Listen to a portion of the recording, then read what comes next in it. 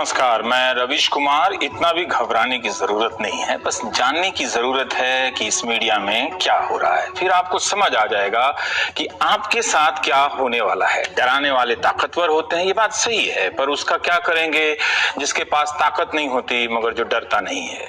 मैं आपको एक बात बताता हूँ, फिर आप इसे अपने मन में रख लेना।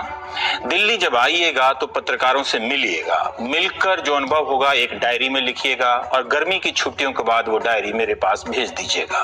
आपको दिल्ली में दो तरह के पत्रकार मिलेंगे, एक जो डरे हुए हैं और एक जिन्हें डराया जा रहा है। जो डरे हुए हैं उनमें दो तरह के डरपोक मिलेंगे, एक जिन्हें डरने की काफी कीमत मिल रही है, बहुत ज्यादा। दूसरे जिन्हें डर के बदले सिर्फ डर ही मिल रहा है। दिल्ली के पत्रकारों की हालत यह है कि कह दीजिए कि आपका फोन रिकॉर्ड हो रहा है तो घबराकर बातचीत बंद कर देते हैं। रिकॉर्डिंग की बात सच है या नहीं, मगर कोई रिकॉर्ड कर रहा है इसका डर सच। सोमवार सुबह खबर आई कि एनडीटीवी के प्रोमोटर डॉक्टर प्रणय रॉय और राधिका रॉय के घर पर सीबीआई ने छापे डाले हैं। सीबीआई ने भी प्रेस रिलीज जारी कर बताया कि एफआईआर की गई है। गोदी मीडिया के कुछ हिस्से बिना तथ्यों की जांच किए उतावले हो गए। व्हाट्सएप यूनिवर्सिटी के जरिए तरह तरह की अफवाहें फैलाई जा रही हैं। मुझे भी इतने सारे गंदे अपशब्दों में गालियां दी जा रही हैं। कुछ का नमूना फेसबुक पेज पर डाल दिया है ताकि भारतीय संस्कृति के इन विरासतों को हम संभाल कर रखें। आप जानते हैं कि सोशल मीडिया पर एनडीटीवी के बारे में निरंतर अफवाह फैलाई जाती रहती है। सुबह ही एनडीटीवी ने बयान जारी कर दिया था कि हम डरने वाले नहीं हैं, फर्जी मामलों से नहीं डरेंगे।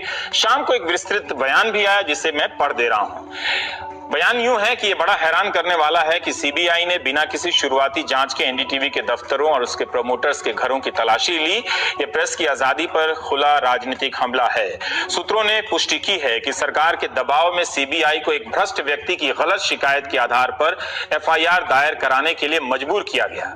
ये व्यक्ति एनडीटीवी से असंतुष्ट उसी का एक पूर्व कंसल्टेंट संजय दत्त है, जो झूठे आरोप लगाता रहा है और उनके आधार पर अदालतों में केस दायर करता रहा है। संजय दत्त अभी तक इनमें से किसी भी अदालत से कोई भी आदेश लाने में नाकाम रहा है।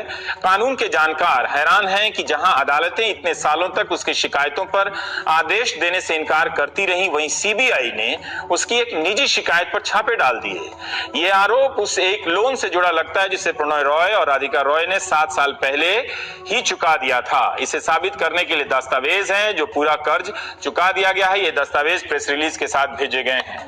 दस्तावेज संलग्न है ऐसे समय जब कई उद्योगपतियों ने लाखों करोड़ों रुपए का बकाया नहीं चुकाया है। वो मैच देख रहे हैं इंग्लैंड में और उनमें से किसी के खिलाफ सीबीआई ने कोई आपराधिक केस दर्ज नहीं किया है। तब सीबीआई ने न सिर्फ एक एफआईआर दर्ज की है बल्कि ऐसे लोन के लिए तलाशी ली जिसे आईसीआईसीआई बैंक को विधिवत पूरी तरह से चुकाया जा चुका है। ऊपर से आईसीआईसीआई भी एक प्राइवेट बैंक ही है। ये आरोप सेबी और अन्य रेगुलेटरी संस्थाओं को जानकारी नहीं दी गई न केवल झूठा है और गलत है, बल्कि इससे सीबीआई को केस दर्ज करने और तलाशी लेने का अधिकार भी नहीं मिलता है। इससे ये तथ्य स्पष्ट है कि सीबीआई की यह सर्च स्वतंत्र मीडिया को जानबूझकर निशाना बनाने की कोशिश है। एनडीटीवी और इसके प्रोमोटर्स ने आईसीआईसीआई बैंक या किसी और बैंक का लोन चुकाने में कोई डिफॉल्ट नहीं किया है। हम ईमानदारी और आजादी के उच्चतम मानदंडों का पालन करते हैं। यह साफ है कि एनडीटीवी की टीम की आजादी और निडरता को सत्तारूढ़ पार्टी के नेता पचा नहीं पा रहे हैं और सीबीआई का छापा मीडिया का मुंह बंद करने की एक और कोशिश है। राजनेता हम पर चाहे जितना भी हमला करें, हम भारत में मीडिया की आजादी की लड़ाई से पीछे नहीं हटे।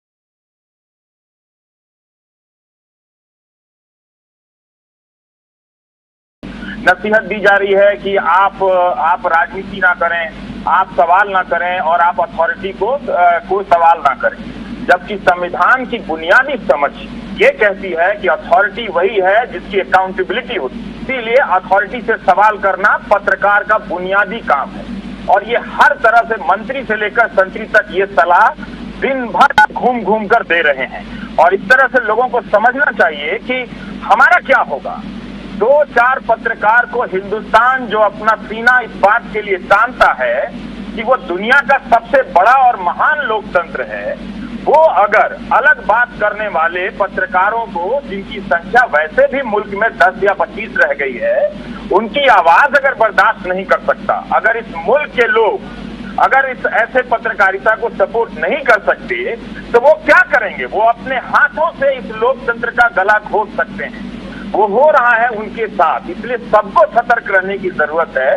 कि पत्रकारिता का जब आप गला घोटते हैं तो किसी संपादक की नौकरी, लेकिन उसके बदले में लाखों लोगों की आवाज आप दबा सकते हैं, लाखों लोगों की जिंदगी के बदले आप किसी कॉरपोरेट से सौदा करते हैं। इसलिए ये बहुत जरूरी है कि जब भी पत्रकारिता पर सवाल होना चाहिए, बिल्कुल होना चाहिए, लेकिन नोटिस के जरिए धमकाने का सवाल और ऑफ एयर करने का ये जो प्रक्रिया है, उसका इरादा सिर्फ इतना है कि अगर हम सवाल पूछने वालों को दबा सकते हैं तो आप आम आवाम ये सोच लीजिए कि आपकी क्या हसरत करने जा रहे हैं, आपकी क्या हालत करने जा रहे हैं। आए दिन आप एंकरों को भी, अपने भी पत्रकार मित्रों से आप लोग सुनते रहे होंगे, और हम भी अपने से जो कनिष्ठ हैं, जो जूनियर हैं, अपने सहयोगी हैं, वो आए दिन कहते हैं सर ये बात फोन पे मत करो, कोई टाइप कर रहा होगा, सर ये मैसेज लिख के मत देखो, कोई देख लेगा, कोई सरकार देख लेगी। हाँ, हम गाली दे रहे हैं, सबको गाली दे रहे हैं, क्या देख रही है सरकार और क्या मेरा फोन टैप कर रही है। क्यों हर पत्रकार आज इतना जो अदना हो, चाहे जो भी हो, वो असुरक्षित महसूस करता है फोन पर बात करने में? क्यों उससे अधिकारी फोन पर बात नहीं करते कि पता नहीं फोन पर बात नहीं करेंगे, आप मिल लीजिए तो बात करेंगे? तो ये चीजें अगर होंगी और ये बढ़ते बढ़ते अगर स्टैब्लिश हो जाएंगी, सिस्टम में बदल जाएंगी, इसका नुकसान सिर्फ दर्शक को होगा। पत्रकार और पत्रकारिता वो बंद हो जाए, लेकिन आदमी तो जिंदा रहेगा ना। आदमी कैसे जिंदा रहेगा? वो बोलेगा तभी जिंदा रहेगा, और बोलने की पहली शर्त है कि वो सुनी जाए। जब तक आपको दूसरे का बोलना सुनाई नहीं देगा, तब तक आपको पता नहीं चलेगा कि आप शमशान में हैं या जिंदगी के मैदान में।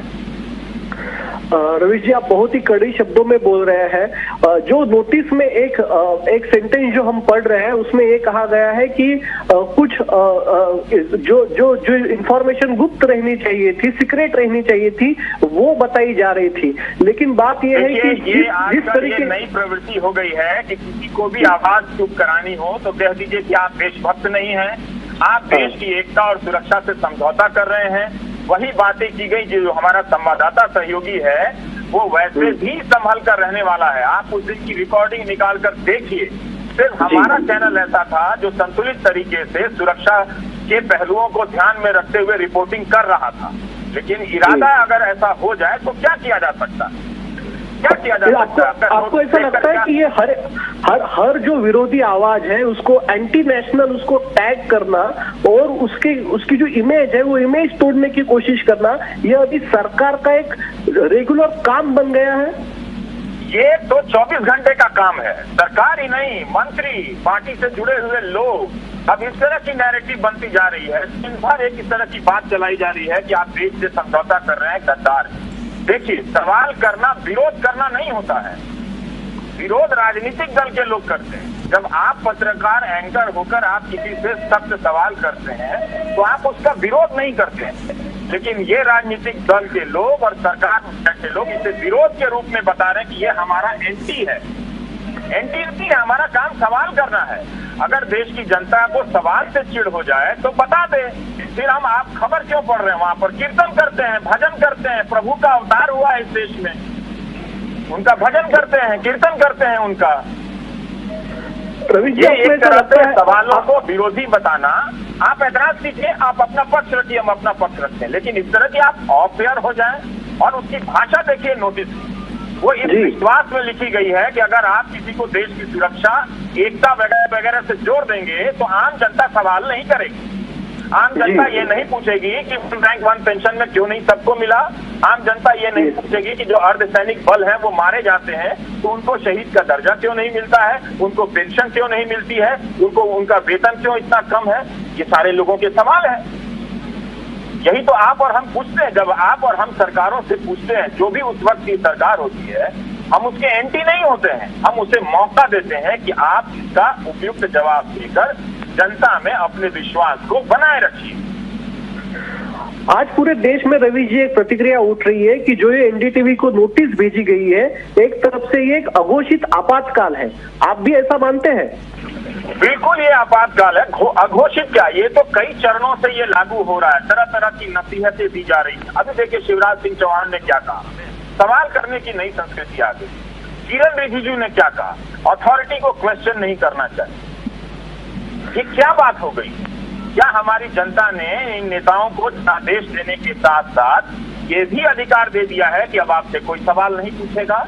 अगर जनता ये बात समझ रही है तो वो नोट करे कि वो अपना अधिकार ऐसे लोगों के हाथों गंवा रही है, सौंप रही है, जिन पर वो ज्यादा समय तक भरोसा नहीं कर सकती।